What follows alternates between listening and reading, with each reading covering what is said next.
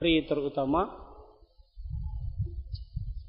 Jadi adik-adik sekalian, saya mau tanya dari TD2 sampai TD2 apa 3? TD3 ya? Nah, Salih. Baik, man minkum lam yahfaz yani azkar as-salah. Siapa yang belum hafal di antara antum zikir-zikir salat atau bacaan-bacaan dalam salatnya? Coba TD3, mungkin tahiyatnya atau istiftahnya, doa ketika i'tidal. Siapa di antara TD3 yang belum hafal? Sudah hafal semua ya, insyaallah ya. TD2, coba angkat tangan. Yang belum hafal secara sempurna bacaan-bacaan salatnya. TD1. TD1 semua hafal ya? Insyaallah. Baik. Turun ke bawah. Tahfidz. I'dad dulu, i'dad. Siapa yang belum hafal secara sempurna bacaan salatnya? Doa iftitahnya, doa i'tidalnya mungkin, atau doa tasyahudnya, bacaan tasyahudnya. Sudah ya insyaallah. I'dad 1. I'dad ada berapa? 2. 1 saja. Baik. Tahfidz 3. Sebelum saya balik nyuruh, nanti saya suruh berdiri, ayo baca. Coba jujur dulu.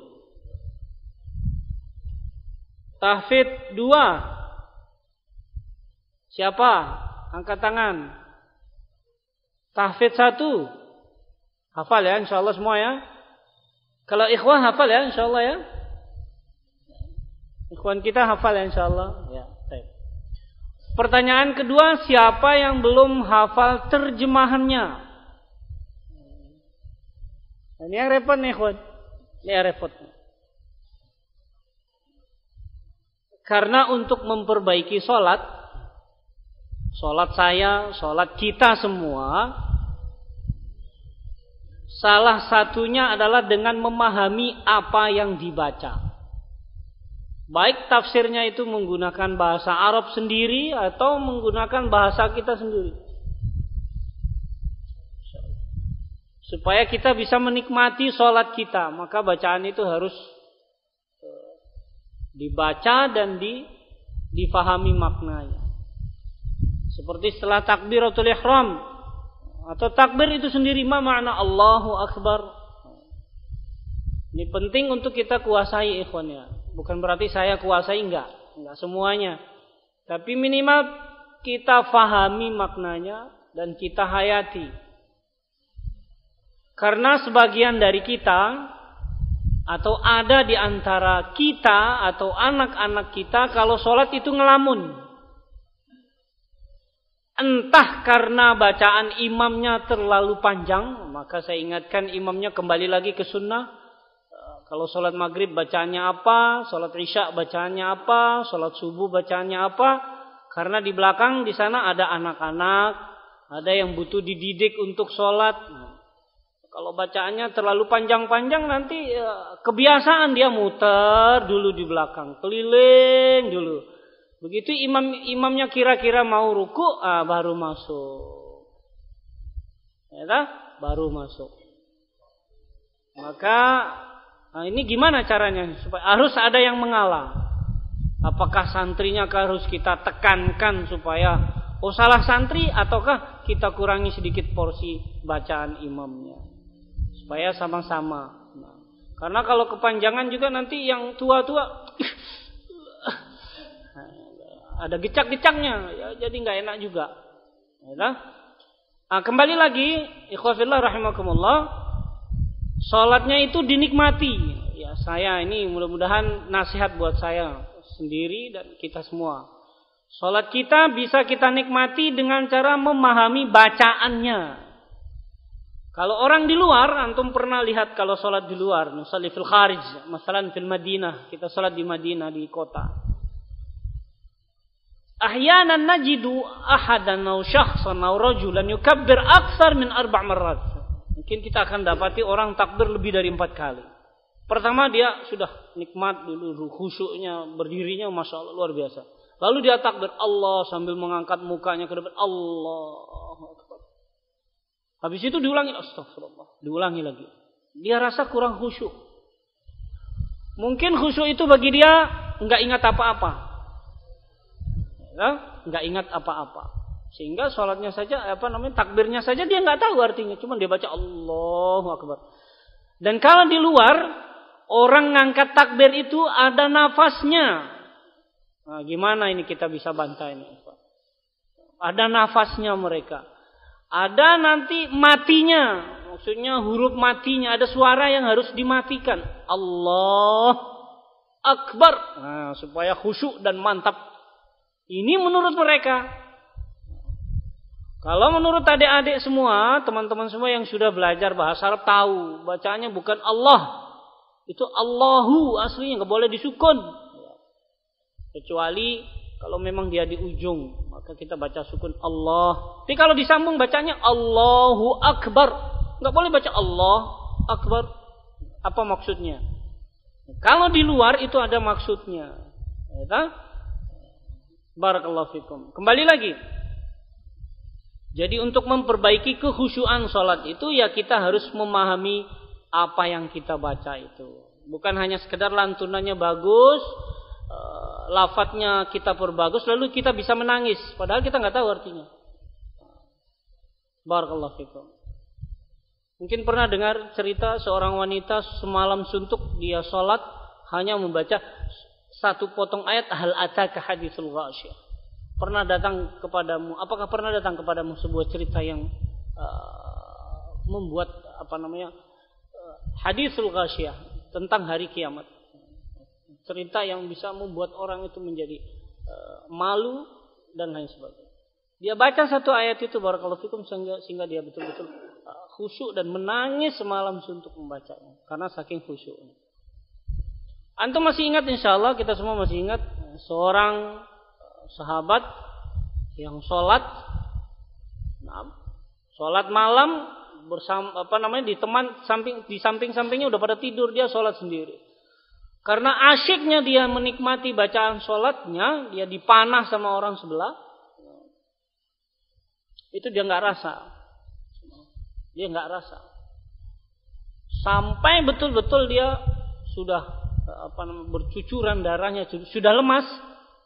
Dia nggak mau putuskan sholatnya karena dia sedang berbicara dengan Allah Subhanahu Wa Taala. Sehingga begitu dia sudah lemas betul badannya, baru dia bangunkan saudaranya. Ini karena dia menikmati salatnya. Jadi bukan ngelamun ya, ikhwah ya, adik-adik sekalian terutama ini. Allahu Akbar. Diam aja.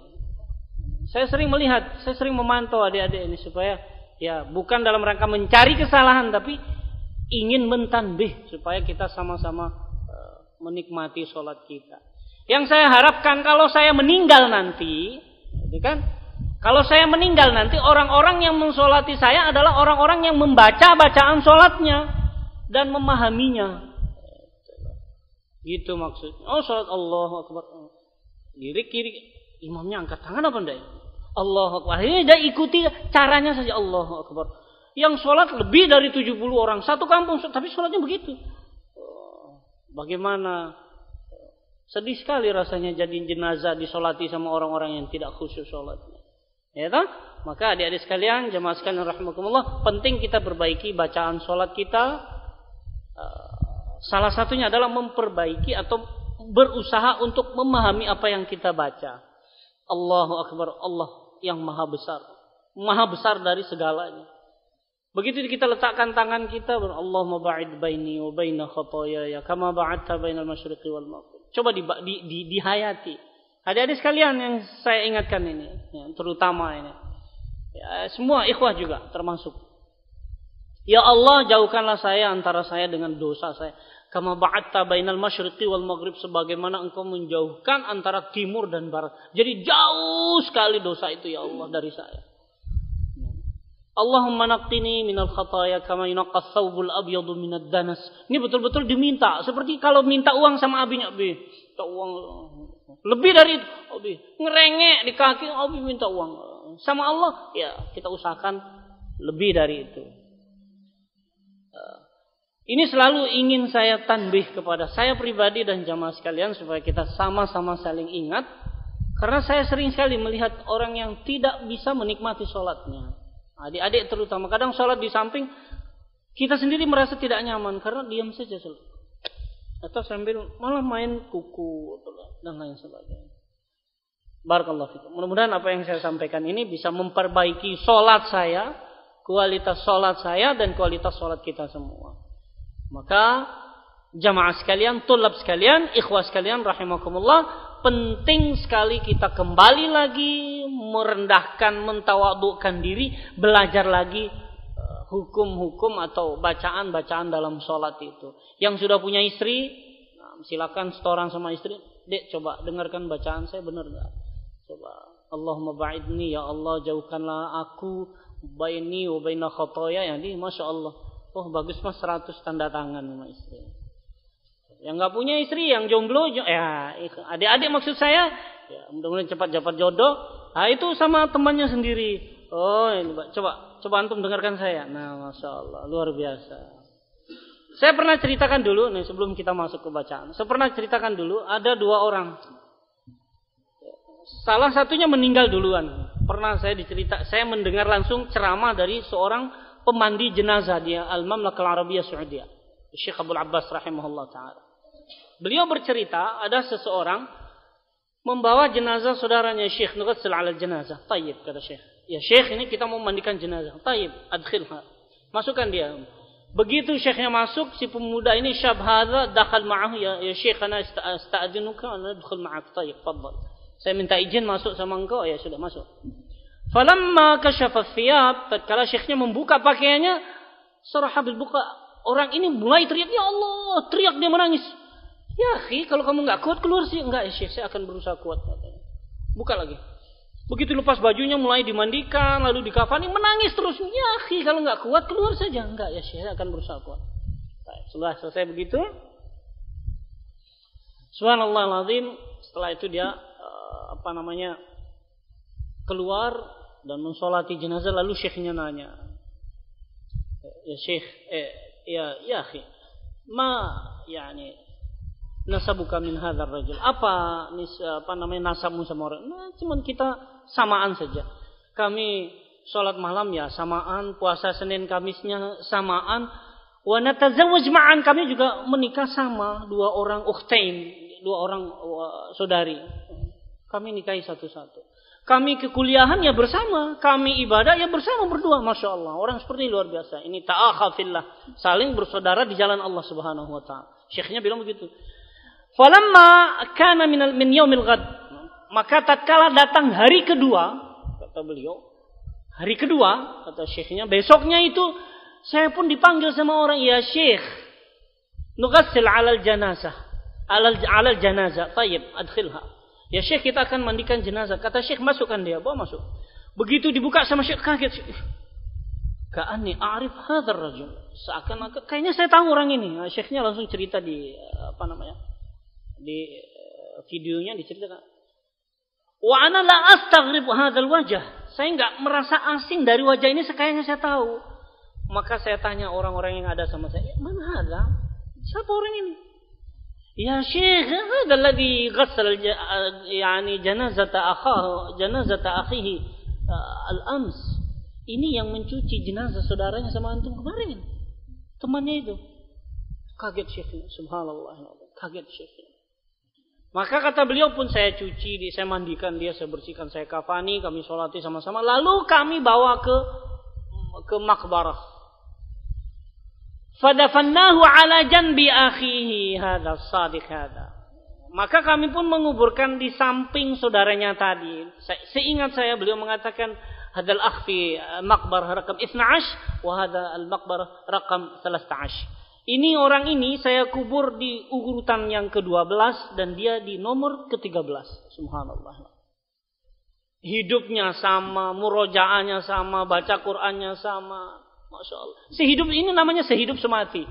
Sehidup semati. Hidupnya bareng, ibadahnya bareng semua. Dan meninggalnya Masya Allah. Allah takdirkan meninggalnya berurutan seperti ini. Luar biasa. Ini luar biasa kalau kita punya istri seperti ini. Satu, Allahumma amin. Yang kedua, luar biasa kalau kita punya teman seperti ini. Maka adik-adik sekalian coba usahakan. Nah, karena yang namanya hati itu akan selalu mencari yang sama, yang sejenis, yang semodel. Qulubu junudun mujannada, ruhu junudun mujannadah. Ruh, jiwa itu adalah seperti tentara yang dikerahkan. Ma ta'alafa ma ta'arafa minha i'talafa. Apa yang saling mengenal yang sama dia akan saling menyatu. Wa ma tanakara anha ikhtalafa. Apa yang saling mengingkari dia akan berselisih dan menjauh, enggak akan berteman. Maka orang berteman itu mesti mirip. Anil mar'i la tas'alan fas'al an qarinihi fa innahu an qarinihi yaqtadi.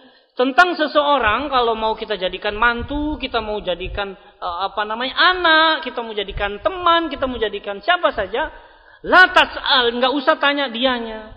Fas'al an qarinihi, maka tanya siapa temannya. Man sahibuhu, siapa temannya? Fa innahu an qarinihi yaqtadi, karena dia dengan temannya pasti akan saling mengikuti. Nah, demikian barakallahu fikum. Maka ketika teman baik mesti insyaallah akan berteman dengan yang baik-baik. Kalau temannya jahat pasti minimal dia dihukumi jahat. Ikhwan fillah rahimakumullah, insyaallah kita juga masih ingat tentang ceritanya Ashabul Fil yang Allah hancurkan, yaitu tentara Abraha. Ketika cerita Rasul sallallahu alaihi wasallam tentang mereka, Aisyah radhiyallahu anha, Rasulullah SAW setelah menceritakan hal itu bahwasanya Allah Ta'ala lamma wasalul mughammas, tatkala sampai ke tempat yang namanya Mughammas, maka hubisatil fil. Gajah itu enggak ditahan oleh Allah dan tidak mau berlari. Fa idza harrafuhu ala nahwil Yaman haranat. Maka tatkala diarahkan ke arah Yaman, gajah-gajah ini akan lari semuanya. Maka di sanalah katanya Rasulullah SAW ketika berkumpul di Mughammas ini, Allah mengirimkan burung yang berbondong-bondong yang sering disebut dalam Al-Quran namanya tayran ababil, artinya burung yang berbondong-bondong. Maka dilempar oleh Allah Subhanahu wa taala oleh burung itu dengan batu, dengan tanah yang panas yang dari api neraka. Faja'alahum ka'asfin ma'kul. Maka Aisyah radhiyallahu anha bertanya, ya Rasulullah, kaifa yukhsafu bi awalihim wa akhirihim wa fihim aswaquhum wa man laysa minhum? Ya Rasul, kenapa semuanya dihancurkan oleh Allah? Padahal kan di tengah-tengah mereka tuh ada orang-orang pasar, orang yang cuma mau pergi berdagang, orang yang sengaja bareng bersama mereka karena satu tujuan. Wa man laysa minhum, dan bukan orang-orang itu bukan dari golongan tentara yang mau menghancurkan Ka'bah itu. Maka Rasulullah SAW mengatakan, yukhsafu bi awalihim wa akhirihim thumma yub'atsuna ala niyatihim. Mereka memang sengaja dihancurkan oleh Allah secara merata karena memang perginya sama. Maka Allah hancurkan sama-sama dan besok di akhirat akan dibangkitkan sesuai dengan niatan mereka masing-masing. Nanti bisa dilihat faedah dalam Riyadhus Shalihin bab-bab yang pertama tentang niat, seingat saya. Di sana disebutkan oleh Syekh Ibnu Utsaimin. Ini ada larangan kita untuk selalu bersama dengan orang-orang fujur, orang-orang fujar, orang-orang yang fasik kepada Allah Subhanahu wa taala. Sebab kalau nanti dihancurkan, didatangkan azab, maka merata. Seperti kata Allah, wattaqu fitnatan la tusibannal ladzina zalamu minkum khassatan. Takutlah kalian dengan sebuah musibah yang akan menimpa, yang tidak hanya menghususkan orang-orang yang zalim saja, tapi diratakan oleh Allah Subhanahu wa taala semuanya. Maka saya pernah punya teman, saya ajak main ke mall di Mataram. Ayo, saya bilang kita main ke mall. Enggak, nanti saya khawatir nanti kalau mallnya jatuh. Sementara di sana ada musik dan saya baru apa iya ya? Subhanallah. Enggak mau masuk mall gara-gara di sana ada musik dan lain sebagainya. Subhanallah. Selalu teringat itu sekitar 12 atau 13 tahun yang lalu itu terjadi. Nah, mudah-mudahan ini ada manfaatnya. Jadi saya kembalikan cerita tadi berkaitan dengan memilih teman. Alangkah baiknya, alangkah mulianya, alangkah bersyukurnya orang-orang yang memiliki teman seperti itu tadi. Diajak murojaah bersama, hidup bersama, dan matinya juga bersama. Ini yang luar biasa, barakallahu fikum. Baik, kita masuk ke bab yang berikutnya dalam bacaan kita. Bab al-khamis wa arba'in, bab ke-45, babur rahmati mi'atu juz'in. Bab tentang rahmat dan kasih sayang Allah atau kasih sayang Allah itu mi'atu juz'in, ada 100 bagian.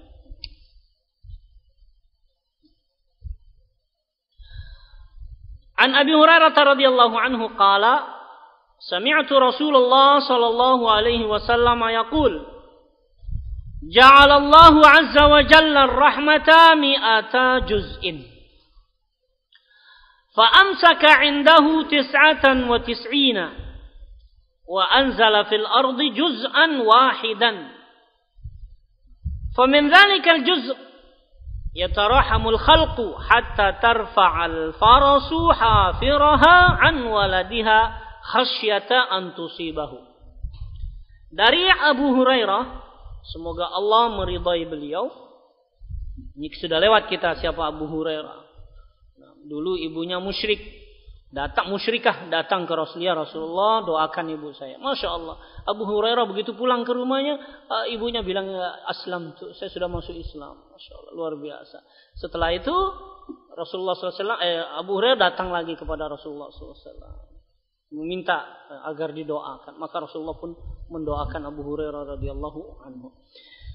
Beliau mengatakan, aku mendengar Rasulullah sallallahu alaihi wasallam yaqul, aku mendengar Rasulullah bersabda, ja'alallah, Allah menjadikan azza wa jalla, zat yang maha mulia dan maha tinggi, maha perkasa dan maha mulia, menjadikan rahmat itu mi'ata juz'in, 100 bagian. Fa amsaka indahu 99, maka Allah amsaka, menahan di sisinya 99 rahmat. Wa anzala fil ardi juz'an wahidan, dan Allah turunkan di bumi juz'an wahidan, hanya 1 bagian saja. Subhanallah. Famin dzalikal juz'i, maka dari 1 bagian itu tadi, yatarahamul khalqu, seluruh makhluk ini saling menyayangi. Subhanallah. Hatta tarfa'al farasu hafiraha, sampai kuda itu akan mengangkat kukunya atau kakinya an waladiha, dari anaknya, khasyata an tusibahu, karena dia takut akan mengenai anaknya. Ikhwan fillah rahimakumullah, sesayang-sayangnya kita di atas dunia ini, itu semuanya adalah asar dari satu rahmat Allah Subhanahu wa taala. Antum pernah dengar Abul As? Siapa Abul As? Abul As itu menantu Rasul sallallahu alaihi wasallam. Suaminya siapa? Suaminya Zainab. Masyaallah. Sebelum masuk Islam, sebelum diutus Rasul itu sebagai Rasul, Zainab sudah keluar. Maka Abul As ini datang ke Rasul sallallahu alaihi wasallam, "Ya Muhammad, zawijni." Muhammad, coba kamu nikahkan saya dengan putri Mutaib. Dinikahkan sama Rasul sallallahu alaihi wasallam. Ringkas cerita ikhwan fillah rahimakumullah. Setelah menikah, Abul As masih musyrik. Zainab nih ringkas ceritanya nih. Ceritanya beliau masuk Islam, mengikuti bapaknya. Ketika Abul As datang dari safarnya, maka Zainab bercerita, "Ya Abul As, inni aslamtu, wattaba'tu abi, bu'itha abi rasulan wa nattaba'tuhu." Nah, bapakku sudah diutus sebagai rasul dan saya ikuti. Abul As sempat merasa enggak nyaman. Kenapa kamu enggak minta uzur, enggak ngomong sama saya dulu? Terus saya mau ngomong apa sama kaum saya? Taib, ditahan. Ringkas ceritanya lagi, terjadilah peperangan.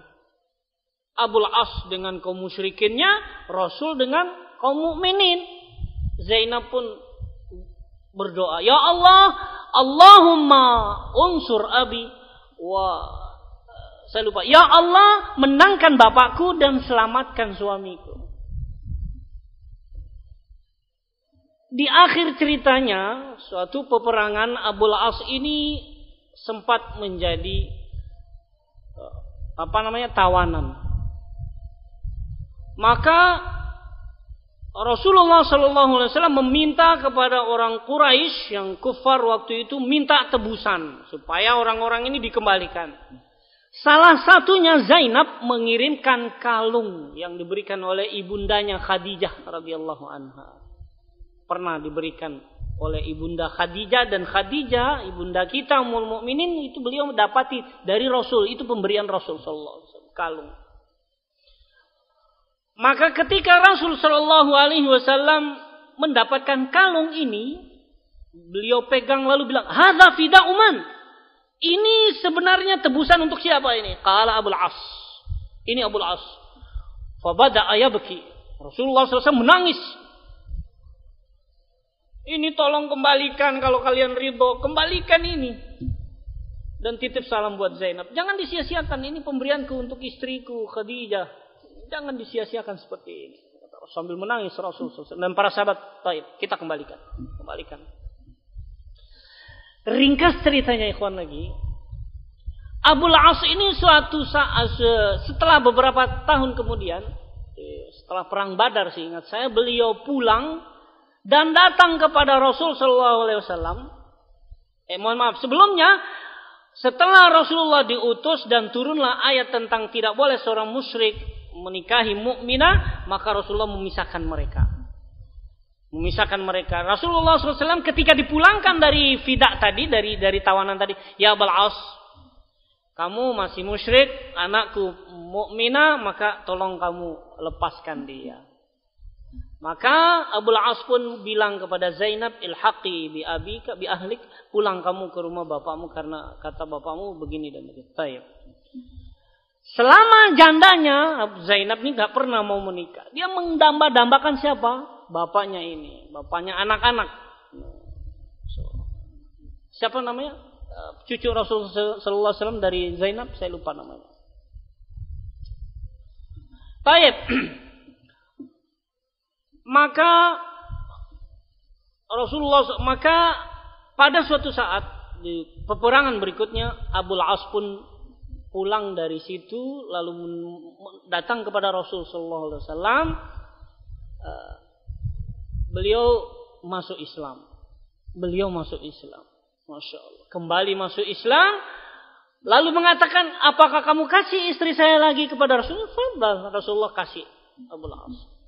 Hidup selama fa'asha ma'aha sanah. Maka beliau pun Abul As ini tinggal bersama Zainab setahun. Qaddarallah, Zainab ini sakit lalu meninggal dunia. Setelah meninggal dunia, Abul As ini betul-betul lemah badannya, enggak bisa apa-apa.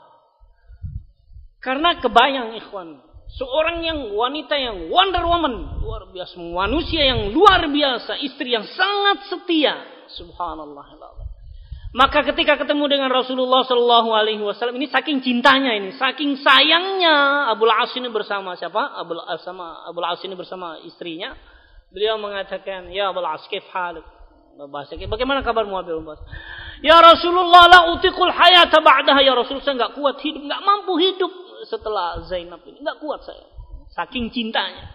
Luar biasa. Saking cintanya beliau dengan istrinya. Begitu juga istrinya. Saking cintanya. Namun itulah di puncak-puncak kebahagiaannya Allah Subhanahu wa taala mencabut kebahagiaan itu dengan menguji Abul As untuk mengambil siapa? Zainab dari sisi. Ikhwan fillah rahimakumullah, ini rasa sayang, ya kan? Ini rasa cinta yang luar biasa. Cinta yang betul-betul dibangun karena Allah Subhanahu wa taala. Itu pun asar bekas pengaruh dari satu kasih sayangnya Allah yang Allah turunkan ke atas dunia. Maka mungkin kita punya istri yang luar biasa kita sayang. "Mas, saya mau pulang saja." "Ya, pulang saja. Berarti kamu harapkan saya mati." Itu kenapa? Kenapa harus bilang laki-laki seperti itu? "Saya nggak bisa hidup tanpa kamu." Karena memang sayang banget sama istri. Cinta banget. Tetapi harus diketahui, cinta dan rasa sayang itu hanya satu bagian dari kasih sayang Allah Subhanahu wa taala yang Allah turunkan di muka bumi ini. Barakallahu fikum. Lalu di mana yang 99-nya sesuai dengan hadis kita, itu besok Allah tunaikan, Allah Allah pakai, Allah gunakan untuk merahmati hamba-hambanya kelak di hari penghakiman, di mana manusia berdiri di hadapan Allah Subhanahu wa taala, semua masing-masing kita akan ditanya tentang akan diberitahu tentang amal perbuatan kita semuanya. Ini loh, tahu dosa ini semua dibacakan oleh Allah Subhanahu wa taala. Karena semuanya akan diajak bicara oleh Allah Subhanahu wa taala.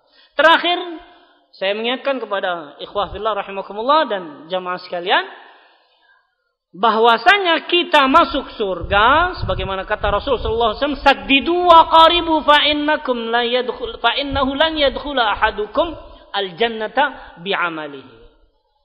Saddidu, cocokkan amalan kalian dengan sunnah-sunnah Rasul sallallahu alaihi wasallam. Qaribu, dan terus mendekatkan diri kepada Allah. Dan ingat, sesungguhnya kalian masuk surga bukan sebanding amalan kalian dengan harga surga itu.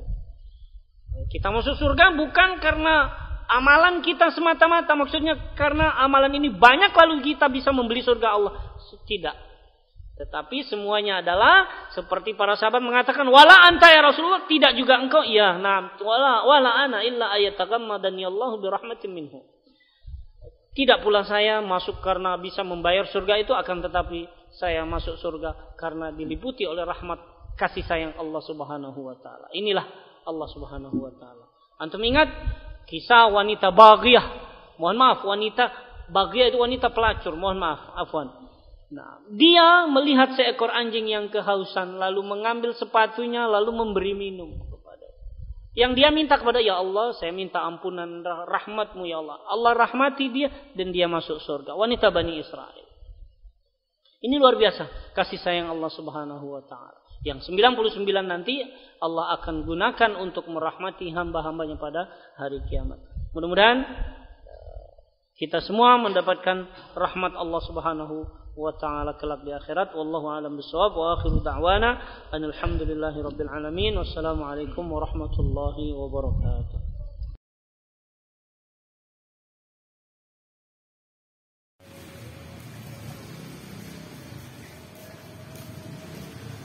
Allahu akbar.